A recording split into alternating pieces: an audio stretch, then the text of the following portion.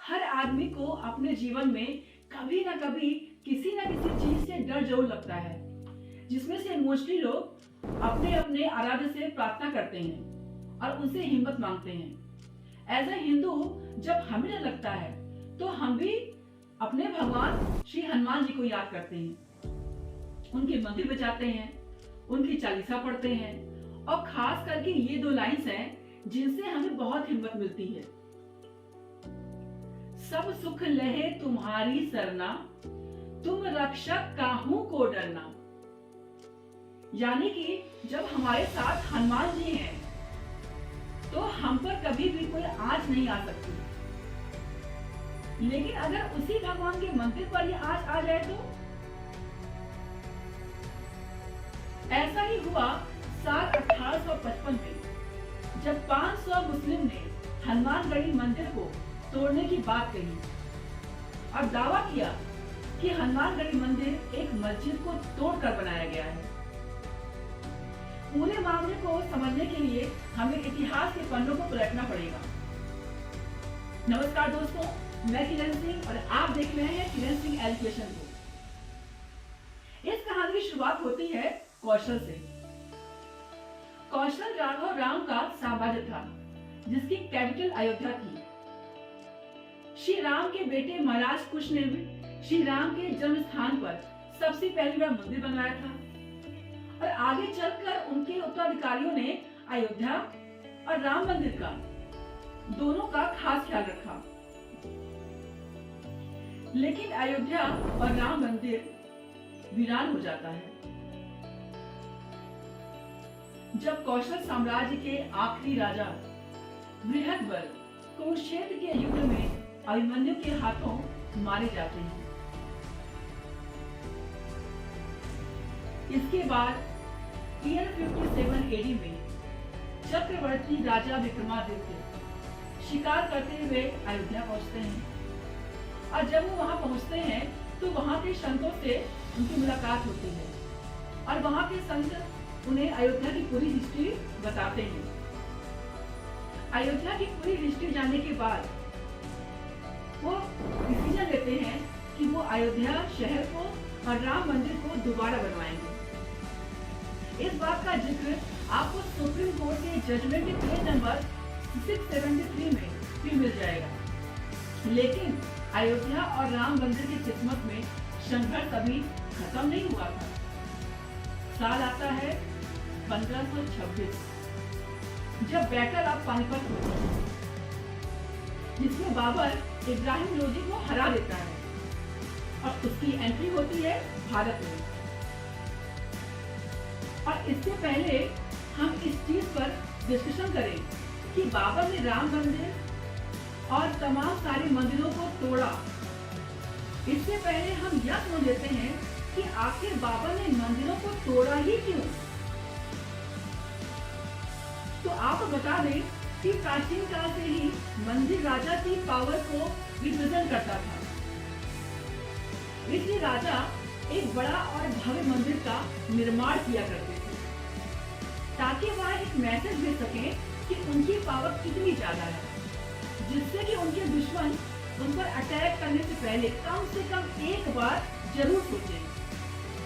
इसलिए बाबर जब भी किसी एरिया को जीत लेता था तो उस एरिया के मंदिरों को तोड़कर अपने रिलीजियस बिलीफ्स के जो रिलीजियस इंफ्रास्ट्रक्चर हैं उन्हें बनवा देता था।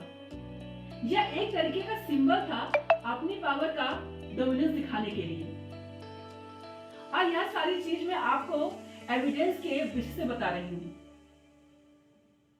इस चीज का जिक्र आपको सैयद मोहम्मद कासिम की तारीखे अवध में और अब्द अल कबीर के अकबरे मसूद में मिल जाएगा।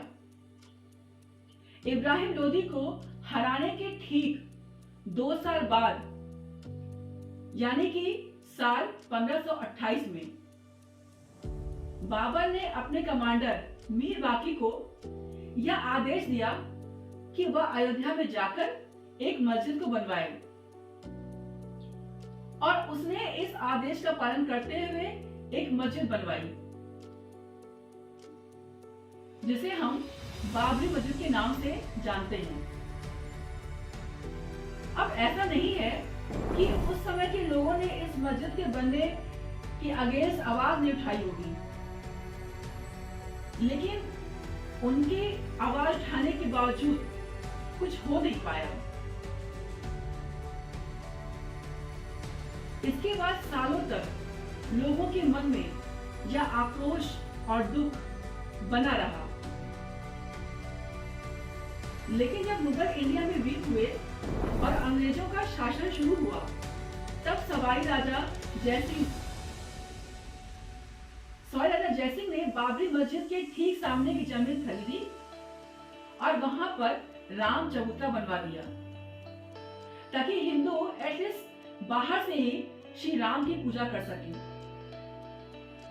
क्योंकि जो बाबरी मस्जिद थी उसमें जहां अलाउड था नहीं, लेकिन थी तो राम जन्मभूमि। तो उसके सामने जब एक चबूतरा बन गया कि जो हिंदू है वो वहां पे बैठकर राम जी की पूजा कर सके। ब्रिटिश राज की बात करें तो उस समय पर वहां के जो लोकल जनता थी, उन्होंने ब्रिटिशर्स के नाक में दम कर दिया। उन्हें परेशान होकर फाइनली साल 1838 में ब्रिटिशर्स ने अपने एडमिनिस्ट्रेटर रॉबर्ट मार्टिन को जिम्मेदारी सौंपी कि वह पता लगाए कि क्या उस जगह पर मंदिर था। मार्टिन ने अपनी रिपोर्ट में यह बोला कि वहां पर मंदिर था या नहीं पता, लेकिन उन्होंने यह नहीं बोला कि मंदिर को गिराकर मस्जिद बनाई गई है। लेकिन यह बात बिल्कुल साफ कर दी गई थी कि मस्जिद प्लेन लैंड पर तो नहीं बना है। यह सुनकर हिंदुओं का आक्रोश और भी ज्यादा बढ़ गया। इन सारी चीजों का रिजल्ट यह होता है कि साल 1853 में निर्मोही अखाड़ा के बैरागी ब्राह्मण बाबरी मस्जिद को चारों तरफ से घेर लेते हैं और उनकी ओनरशिप क्लेम करते हैं और यह कहते हैं कि बाबा ने हमारे श्री राम का मंदिर तोड़ के इस मस्जिद को बनाया है। अब इस इंसिडेंट के बाद हिंदू और मुस्लिम के बीच खटास हद से ज्यादा पड़ जाती है। जो थोड़ा बहुत प्रेम था वो भी अब खटास से बदल जाता है, रिश्ते खराब होने लगते हैं हिंदू मुस्लिम के आपस में। और इसका यह रिजल्ट हुआ कि साल 1885 में अयोध्या ने विटनेस किया एक बहुत बड़ा हिंदू मुस्लिम कॉन्फ्लिक्ट, जब एक सुन्नी मौलवी शाह गुलाम हुसैन ने दावा किया कि हनुमानगढ़ी टेम्पल एक मस्जिद को डिस्ट्रॉय करके बनाया गया है। आपको बता दें कि हनुमानगढ़ी टेम्पल राम मंदिर जन्मभूमि के पास में ही है। इस मंदिर का काम 1799 में आसफुद्दौला की गवर्नरशिप में कंप्लीट किया गया था। इस मंदिर का जो चार्ज है वो रामनंदी संप्रदाय और निर्वाणी अखाड़ा के बैरागी महल, या जिसे हम वैष्णव बैरागी या वैष्णव ब्राह्मण के नाम से भी जानते हैं, उनके हाथों में है। तो मौलवी साहब के इस क्लेम को बैरागियों ने मानने से मना कर दिया। उन्होंने कहा कि यह सरासर झूठ है और मंदिर मस्जिद को तोड़कर नहीं बनाई गई। लेकिन गुलाम हुसैन को यह बात कुछ खास समझ में नहीं आई और मौलवी साहब लगभग 500 मुस्लिम फॉलोवर्स को अपने साथ लेकर हनुमानगढ़ टेम्पल पर हमला कर देते हैं और इसी के रिटेलिएशन में लगभग 8000 लोग बैरागियों को सपोर्ट करते हैं और मौलवी साहब को बुरे तरीके से हरा देते हैं और 75 लोग मुस्लिम आर्मी के इस लड़ाई में मारे जाते हैं। इस बात का जिक्र आपको हिस्टोरियन सर्वपल्ली गोपाल की किताब anatomy of A confrontation, Ayodhya and a rise of communal politics in India में मिल जाएगा, जहां पर वह यह साफ करते हैं कि 1855 में हुआ हिंदू मुस्लिम कन्फेशनल बाबरी मस्जिद जन्म स्थान पर राम मंदिर बनाने के लिए नहीं था, बल्कि विवादित स्थल के पास ही स्थित हनुमानगढ़ी मंदिर को लेकर था। सुप्रीम कोर्ट के जजमेंट की पेज नंबर 675 में भी आपको इसका रेफरेंस मिल जाएगा। आपकी जानकारी के लिए बता दूं कि सर्वपल्ली गोपाल भारत के first vice president and second president doctor Sarvepalli Radhakrishnan के सुपुत्र थे और जवाहरलाल नेहरू की बायोग्राफी के ऑथर भी यही हैं। जब यह सब हो रहा था तो अवध में शासन नवाबों का था। उस समय के नवाब थे वाजिद अली शाह।